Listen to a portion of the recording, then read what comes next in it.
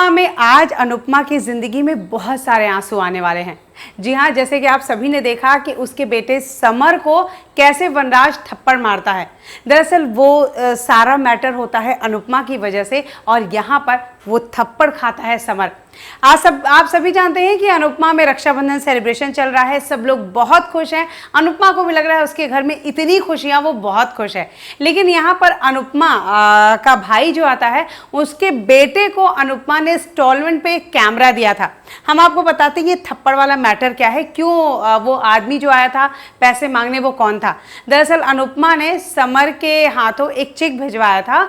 वो चेक था कि उसने अपने भांजे के लिए, मतलब भाई के बेटे के लिए अनुपमा ने एक कैमरा लिया था इंस्टॉलमेंट पे, और वो जो चेक दिया था वो पैसे कैश नहीं हो पाते हैं और यहाँ पर वो आदमी भड़क जाता है। वो इसीलिए घर पहुंच जाता है, अनुपमा के घर, और यहाँ पर चिल्लाने लगता है कि अनुपमा कहाँ है, अनुपमा कहाँ है। वनराज को ये चीज़ बहुत बुरी लगती है। वो यहाँ दरवाजे पे आता है और सब लोग चौंक जाते हैं कि आखिर कौन सा इंसान किस बात के पैसे, अनुपमा भला क्या खरीदेगी।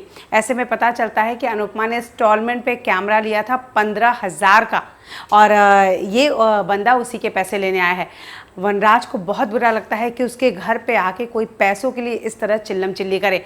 यहाँ पर समर आता है, वो इस बात को रोकने की कोशिश करता है, वनराज को समझाने की कोशिश करता है कि मम्मा की गलती नहीं है, गलती मेरी है। लेकिन वनराज किसी की नहीं सुनता। वो पूरे घर वालों के सामने, उस बाहर वाले इंसान के सामने समर को एक जोर का थप्पड़ मारता है।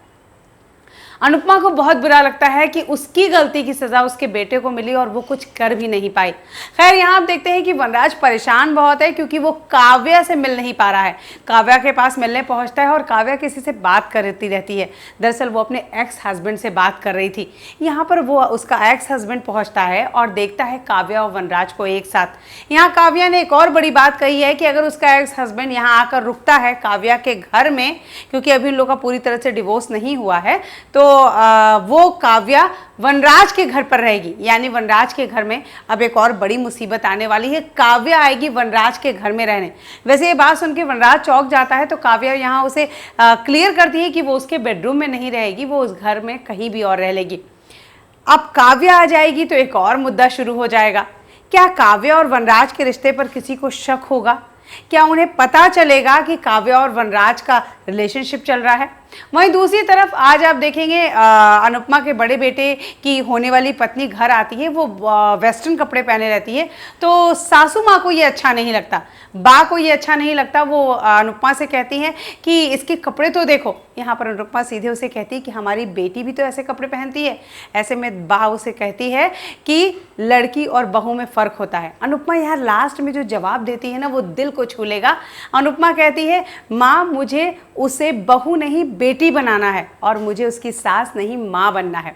खैर, अगर यहाँ पर काव्या रहने आती है वनराज के घर पे, तो आज नहीं तो कल वनराज और काव्या के रिश्ते पर अनुपमा को भी शक हो ही जाएगा। कौन पकड़ेगा इन्हें रंगे हाथों? ये सारे ट्विस्ट, ये सारे अपडेट्स जानने के लिए हमारे चैनल को सब्सक्राइब करना बिल्कुल ना भूलें। Till then take care, good bye.